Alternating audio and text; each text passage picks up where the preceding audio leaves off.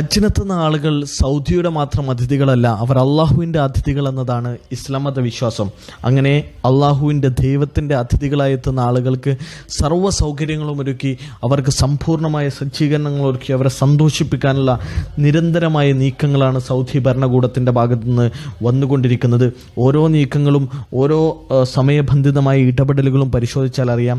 ലക്ഷക്കണക്കിന് പേർ പങ്കെടുക്കുന്ന, വ്യത്യസ്ത രാജ്യങ്ങളിൽ നിന്ന് വ്യത്യസ്ത നിറമുള്ള, വ്യത്യസ്ത ഭാഷ സംസാരിക്കുന്ന, വ്യത്യസ്ത രാജ്യങ്ങളിൽ നിന്ന് കടന്നു വരുന്ന ലക്ഷക്കണക്കിന് പേർ പങ്കെടുക്കുന്ന ഹജ്ജിൽ ഏറ്റവും മനോഹരമായ സൗകര്യങ്ങൾ ഒരുക്കാൻ തന്നെയാണ് സൗദി ഭരണകൂടം ശ്രമിച്ചുകൊണ്ടിരിക്കുന്നത്.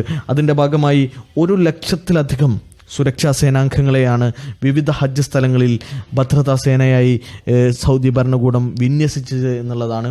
യാത്രാ സൗകര്യങ്ങൾ ഏറ്റവും മനോഹരമാക്കാൻ ഹറമൈൻ ഹൈസ്പീഡ് ട്രെയിനുകളുടെ പ്രവർത്തനം ആരംഭിച്ചു കഴിഞ്ഞു.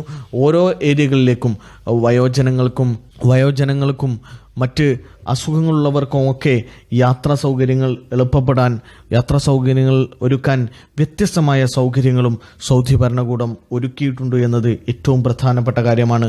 1,00,000-ലധികം സുരക്ഷാ സേനയും മറ്റ് വ്യത്യസ്ത വളണ്ടിയർമാരെയും ഒരുക്കി ഏറ്റവും മനോഹരമായ ഒരു ഹജ്ജ് അനുഭവം കാഴ്ചവെക്കാൻ തന്നെയാണ് സൗദി ഭരണകൂടം ഒരുങ്ങുന്നത്.